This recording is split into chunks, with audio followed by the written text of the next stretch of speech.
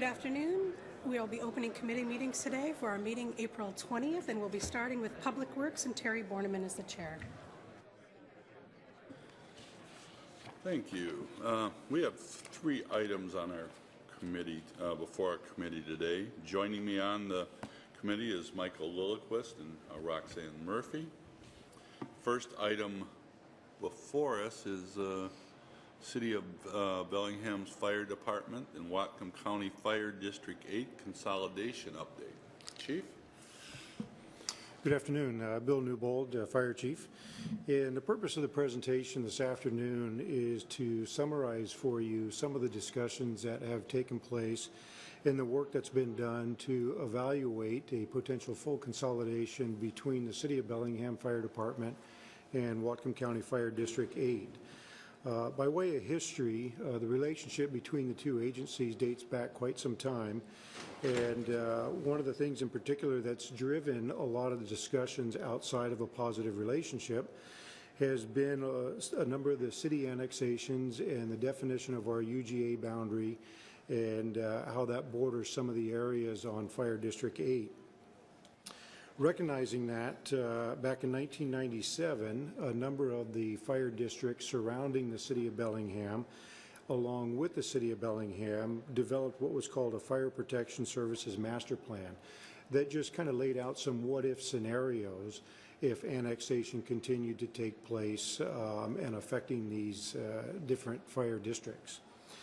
And then that led to, as we had a strengthened relationship between Fire District 8 and the City of Bellingham, led to a joint operation and services agreement in 2011, where we defined some areas where we cooperatively responded to, mostly along the Birchwood neighborhood, Northwest, and then some of the areas more adjacent to Marietta Fire Department, which I'll also refer to as District 8, one and the same if I say those two words. Continuing on that, in 2013 was brought before council and which they approved was an administrative services contract. At that time, the fire chief for District 8 was retiring, and to further along the cooperation between the two agencies, we entered into an administrative services contract, whereas the fire chief for the City of Bellingham is contracted to be the fire chief for Fire District 8. We continued to develop on that contract. Most recently, in 2014, we made some amendments where City of Bellingham began taking on the full training requirements for the District 8 personnel, as well as some additional administrative responsibilities.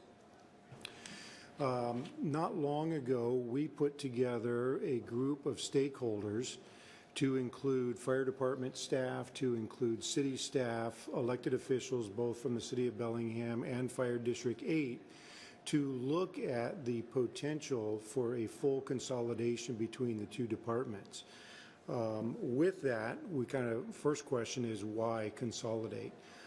There are some reasons per RCW that can drive a consolidation or a responsibility for a municipality to take over a fire district should they annex a certain portion. But more importantly, District 8 and the City of Bellingham, as I referred to a couple times, have enjoyed a really strong relationship. And when you look at some of the reasons behind a potential merger, you look at sustainable services, you look at maximizing efficiencies.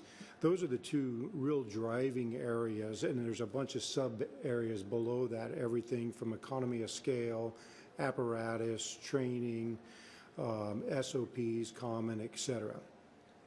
So we really began, after we answered the why, is to look in earnest as to what would be the best form of a full functional consolidation.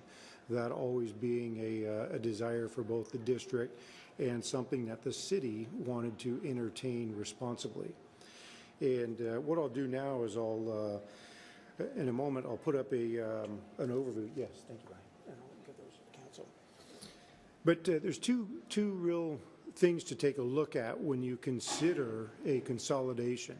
One is the level of control between the two different agencies, or if you have multiple agencies coming together. and the other is to consider funding options that are available for each of these different setups. A little bit of a busy chart here, but I'll step you through it. And again, the purpose here today is to kind of just share with you some of the discussions that have taken place and a direction that we'll be moving from this point forward, just to share information only. Having a moment to take a look at that, I'll ask you to start on either side of the page, left and right, and look at those end columns. They talk about a single entity, and that's what exists today. On the left-hand side of the page you're looking at, you have a single entity as a municipality. That's right now the Bellingham Fire Department. Over on the right-hand side is also a single entity, and that's Whatcom County Fire District 8. And when we talk about functional consolidation, that's when you start moving from the ends of this table somewhere to the middle.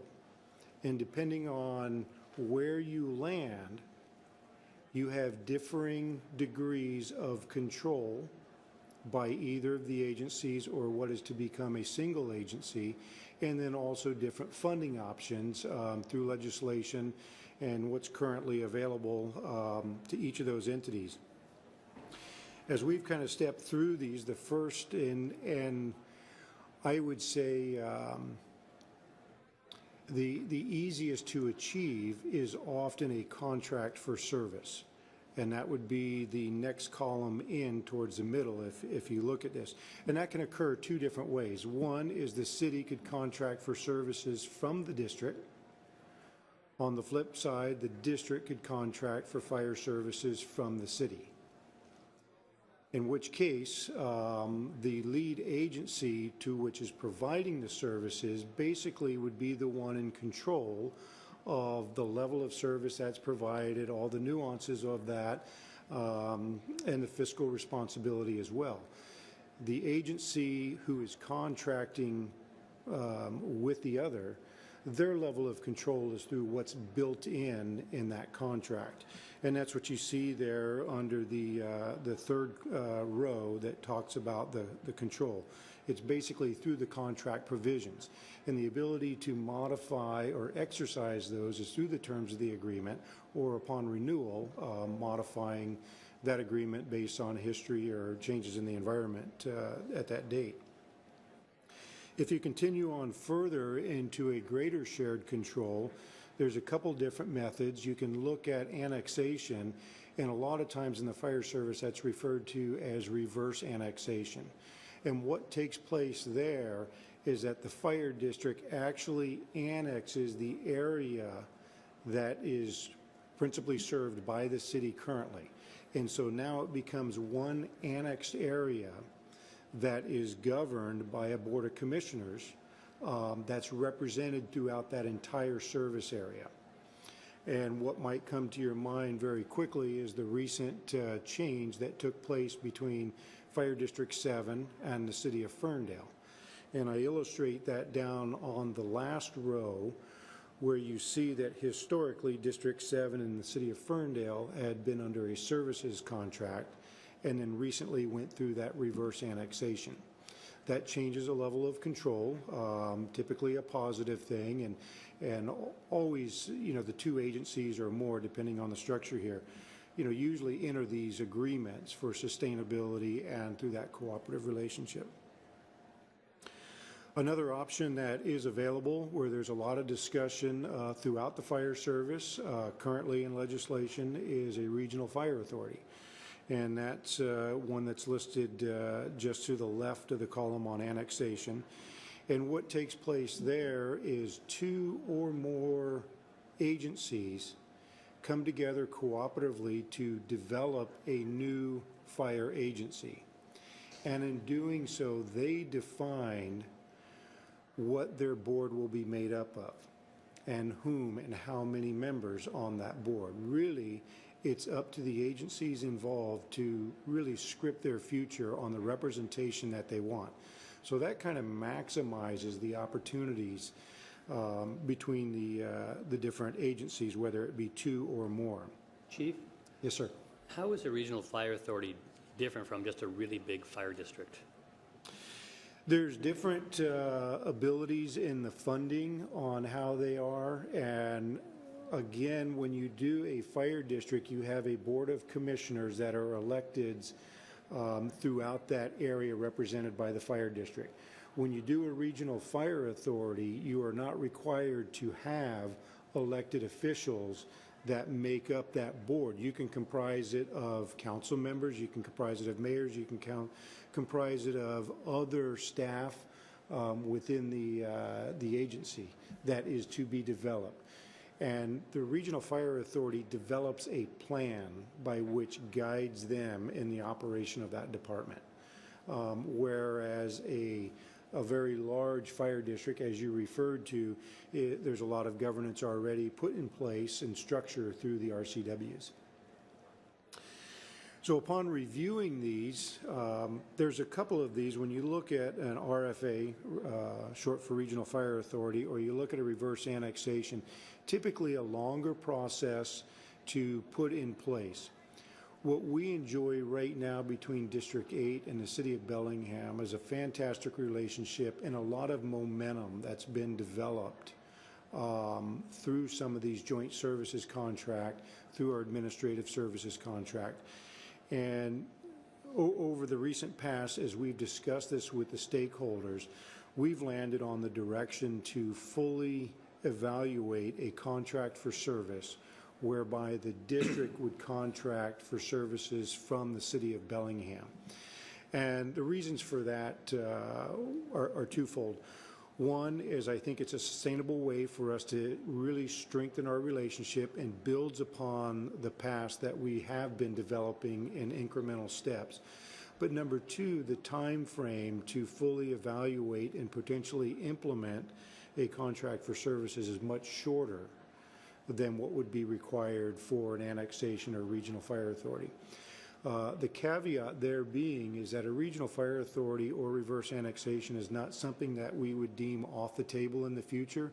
I would characterize it to say we're going to put it in our back pocket, we're going to hang on to it, we're going to continue to look at it. But at the risk of maybe losing some of the momentum and positive relationship that we have to do something near term, we don't want to solely focus on this long term right now and miss some of our opportunities. It really has to do with there's morale, there's what can we do now with regard to our SOPs. Our battalion chiefs are currently overseeing the fire crews in both District 8 and the City of Bellingham. We have 2 sets of SOPs.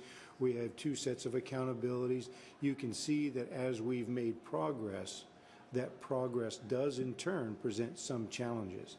And we feel in the near term, by fully exploring a contract for service, that'll hopefully pave the way and smooth all that out. Then we can reach into our hip pocket and then potentially evaluate something of a different form of governance down the road. So today what I wanted to do was to brief you on this. I think we've made some great progress, district commissioners, city staff, electeds from the City of Bellingham, fire department staff, et cetera, and really to land on this. And I think it's been a real cooperative effort with a lot of support to move forward. And with that, answer any questions you may have. Yeah, I just want to say I want to thank the chief and the assistant chief for taking some very complex information, because there was a lot of information thrown at at everyone that served on that committee, and putting it together in a way that it was very manageable. And we got to where we are much quicker than either side, I think, ever expected to, simply because of the way it was presented. It was presented in a way that we could break it down, understand it where it made sense. And it was great discussion back and forth between the fire district and with our side with it. We had labor from both sides represented at the table, so there's a lot of parties and a lot of stakeholders, and it was pretty much of a consensus that we came to at that table. I think everyone got to the same point at about the same time. So we thought we were going to be meeting for real regular for quite a while, and we've got to this point where we have reached that tentative agreements of trying to put this together. So they did a great job with this, and I think it was it really showed the level of trust that fire district commissioners have in we've been able to develop through this process with the city in terms of moving forward with this. And I also think, as we look at more regionalization with fire districts into the future, having an understanding of these other options might play a greater part in it. Michael. Thanks, Jay. That's actually very reassuring to hear. Yeah. That's how it came together. Speaking in my position looking out for the interests of Bellingham, there's two main areas that I'd be looking at, operational and financial. And operationally, I'd want this to be, if not an advantage to Bellingham, which it might be in terms of economies of scale, at least not a harm to the people of Bellingham. And I can see how it might be definitely an operational advantage to the people in District 8, Marietta. Financially, we would want the fire district to be able to come in and carry its financial burden, pay its fair share. And that's what I don't know about at all in terms of the fire district's authority and ability to raise revenue. Does a fire district have the revenue sources to pay their share, so they're neither a drain or a source of income for Bellingham, but cover their costs? Good question. As it is today, Fire District 8 is self-sustaining. They do raise the revenue for their full operation, even through the contracts that we have, and then also paying for the oversight. What we have in front of us is a decision on direction to fully evaluate. So our next steps is to look very much in detail exactly what you're asking. And this is the point here where we sharpen the pencil. We've been given some direction that's very well supported by labor, very well supported by the District 8 commissioners and within the city of Bellingham to say, let's sharpen that pencil, let's put it down on paper, and let's really evaluate financially how this makes sense. And you're right, because if this does make sense and then operational there's benefits, or if there's some gap, what is that gap? And what does it mean to both agencies? Is that gap something that is worthwhile to continue to enter into an agreement? So we're certainly going to take a look at that, and that's our next steps. And when they complete that, before a final agreement is entered into, it will come back to this body for us. That is correct. Yeah. That is correct. Yeah, so there's no hard decisions made. The decision that was made was to for the chief to go forward in trying to fully analyze in the decision that the two bodies want to take this option to look at first, and then it would come back to us and to the commissioners to approve. That's correct. And just to speak a little bit on that, a thorough financial analysis of all of these different models would be quite exhaustive. And I think our best thing was to look at operationally what makes sense, time-wise what makes sense, and hey, are we in the ballpark? And we're in the ballpark. Now it's time to really do that thorough financial analysis to see what that suggests along with the operational efficiencies. Any other questions? Okay, seeing none. Well, thank you very much, Chief. This was for information only. Our next item before us is a bid award for Padden Creek daylighting, bid number 48B, 2014.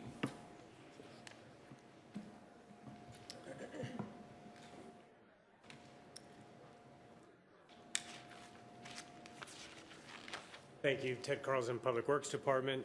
We are before the council today to recommend bid award for Padden Creek daylighting.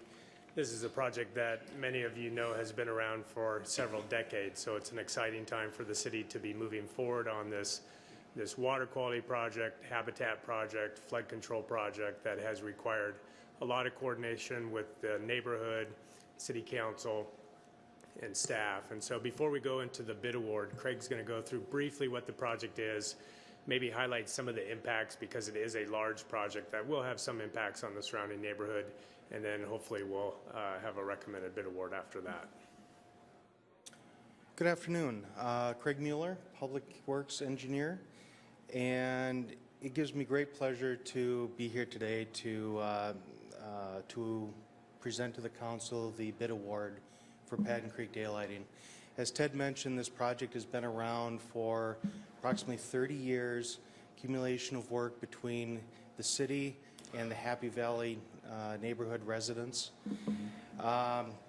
Patton Creek between approximately 17th Street and 22nd Street has, for the last 120 years, flowed in an underground tunnel. Brick, 8 foot tall, 4 feet wide, egg-shaped. And this project will daylight approximately a half mile of Patton Creek into a natural stream bed and riparian corridor.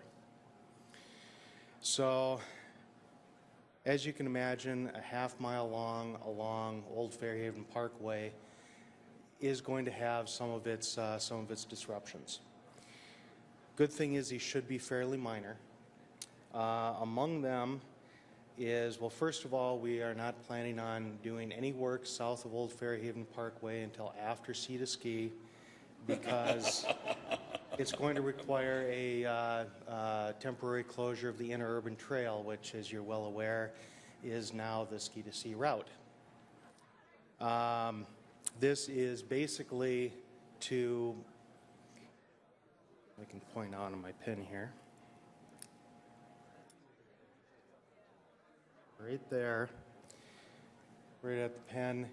The trail does a bit of a curve, and the new stream is going to go right up to that, and we have to relocate approximately 150 feet of stream, of trail, move it only about 10 feet over, but by doing that we can eliminate a rather ugly retaining wall right next to a very popular trail.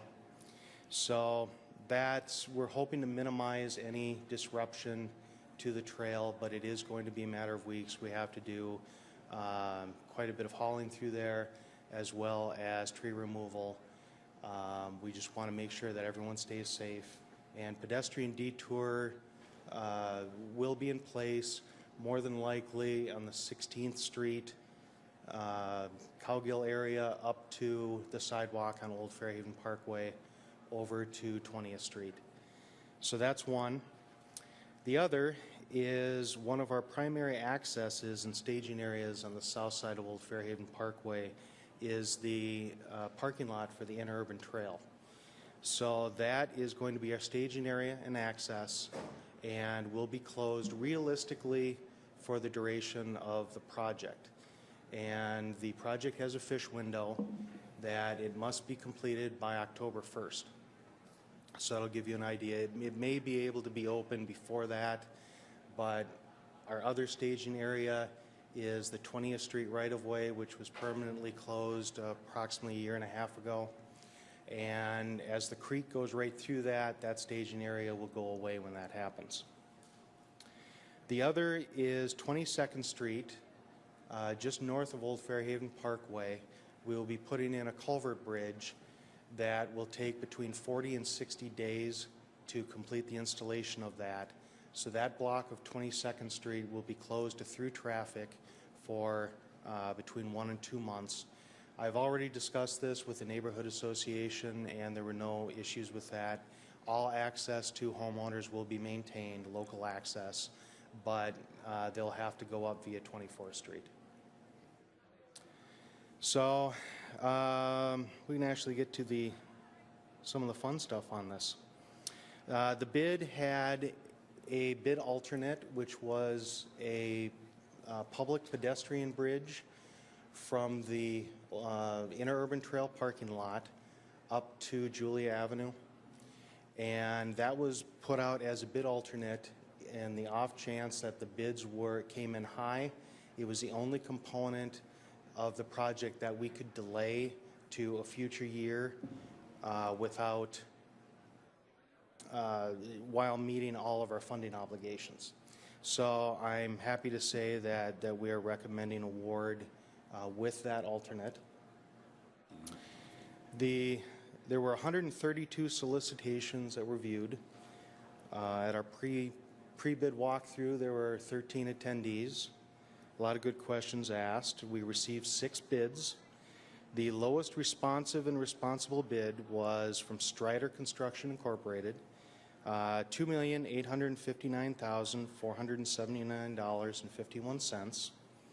I please note that differs from the bid opening results that were in your packet.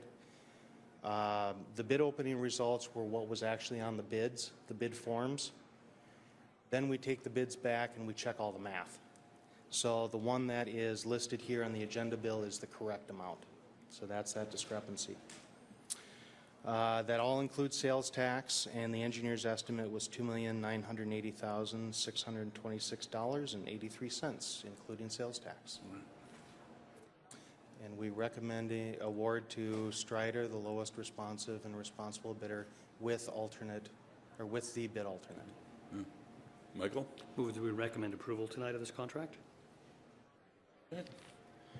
I want to say before we vote, I remember attending my first meeting on that. It's got to be between 25 and 30 years ago over in Fairhaven. John Blethyn was one of the presenters on why it was so important for us to try to do this, and it seemed like such a dream at that time that we could actually do that. But just the thought of seeing, what happens when the first fish start making it up through that whole length of it, I'm really looking forward to it. It's been a long time coming on that. Michael?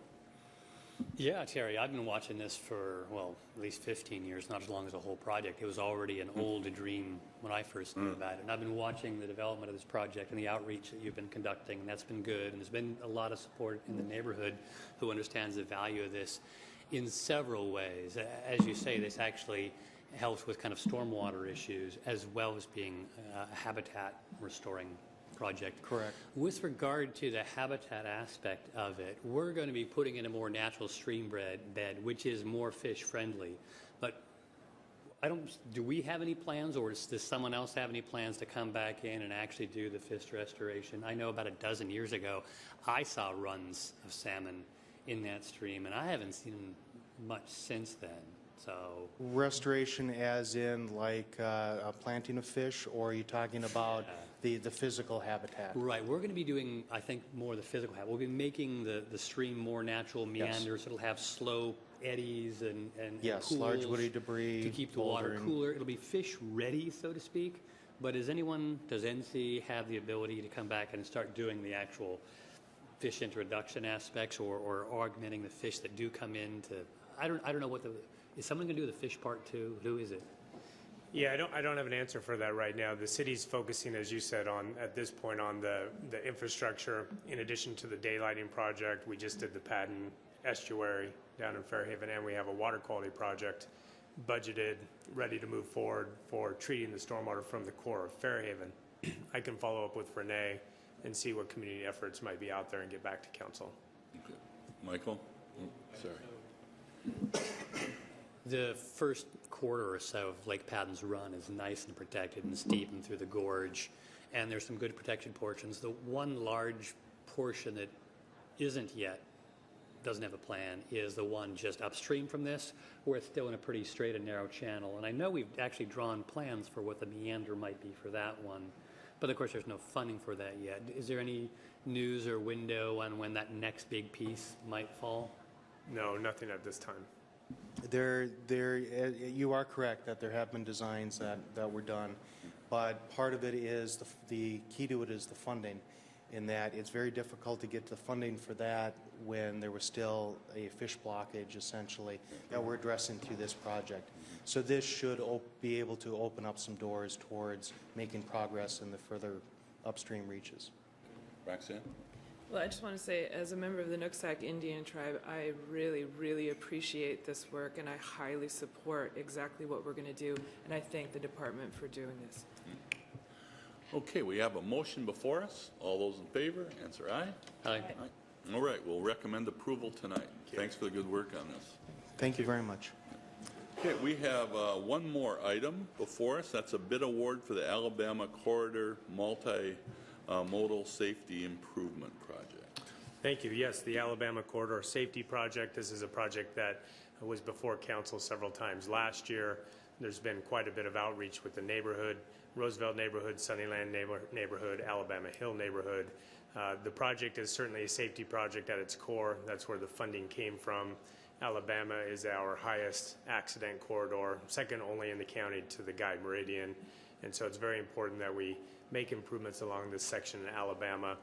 At this point, it's going to be a resurfacing project, pedestrian crossing project. There is a section between I-5 and Pacific Street where there will be some turn restrictions, but largely there are no turn restrictions. Originally, the project was going to have a significant amount of turn restrictions throughout the corridor. We heard clearly from the neighborhoods that they were not supportive of that. And so the project has been rescoped. Council approved the scope, the revised scope, which went down to WashDOT and was approved by the DOT, which was a requirement of the funding. So we have a good project now that's going to result in a newly paved section of Alabama from the base of the hill all the way over to James Street, updated sidewalks, pedestrian crossings throughout the corridor. Council's direction to reduce the speed limit from 35 to 30 is part of the scope of this, so that will happen with this project. We had good bids. They were above the engineering estimate, but they were very tight, which led us to believe that it was a good bid package, but we're seeing the result of an improved construction economy, I think, and some of our bids are a little bit higher than they have been. And so we went beyond the project budget by about $400,000, and staff recommends that we move forward with this project and cover that shortfall with our overlay budget, which is appropriate and something that we certainly had as a contingency. So with that, staff recommends that we award bid, or that council awards bid to the company is called Award Construction. They're out of Ferndale. They were the lowest responsive and responsible bid, and I'll be happy to answer any questions that the council may have. Okay, committee. Michael? Thank you. So I'm in support of this, and I want to thank you for going back to the federal authorities on the Highway Safety Improvement Grant after we modified it. I know you're worried that they might not approve the reduced scope, but we like the reduced scope, and I'm glad they accepted it. So thanks for going to bat for the council on that. The one thing you said it slightly concerns me. It's not much of an overage, 15% over, but you're taking from the overlay budget, and I've been kind of particularly protective of the overlay budget. It never seems to be big enough, and we bite little pieces off of it. You're taking some from the overlay budget, but is it really just for the overlay piece? Because I thought we already set aside a cool flat $1 million, which was the overlay piece. If we're taking 1.4, does that actually pay for more than overlay, and? No, it is the overlay portion of the project, and when we talk about overlay, and this is with all of our resurfacing projects, anytime we resurface a street that has a budding sidewalk, part of the overlay scope is to update all of the wheelchair ramps and all of the sidewalk improvements to current standard. One of generally this project is a paving and concrete project is what it is in reality, and the unit costs for concrete and paving were high. And so it is an appropriate use of the overlay. We were hoping that we would not have to obviously go over the project budget, but we already had $1 million in this project for overlay, right. And it just came in higher than the engineer's estimate. I guess I just also want to say to the public, when we say overlay, we mean like street overlay resurfacing. It's kind of a technical term. That's what we mean by it. Yeah, the resurfacing of your arterial roads. Thank you. Roxanne? Well, I just want to say this is a lot less exciting than when we first started talking about this whole issue. But on that topic, I really, really want to thank the Public Works Department for the patience that you guys exhibited, for the ways that you have really effectively worked with the neighborhoods, because if we turned our back on the neighbors on this issue, man, they would have lost so much faith in our city. So I thank you so much for constantly going back to the drawing board, working with our partner agencies. Boy, we have been through the ringer on this, and so I am excited to get to this day because this actually includes so many things that a lot of the neighborhoods have wanted, and it really will help with safety in this area. So with that, I'm going to move that we will award the bid to award construction for the Alabama Corridor Multimodal Safety Improvement. Okay. Any other comments? All those in favor of the motion, answer aye. Aye. Great. We will recommend approval tonight. End of committee. Thank you.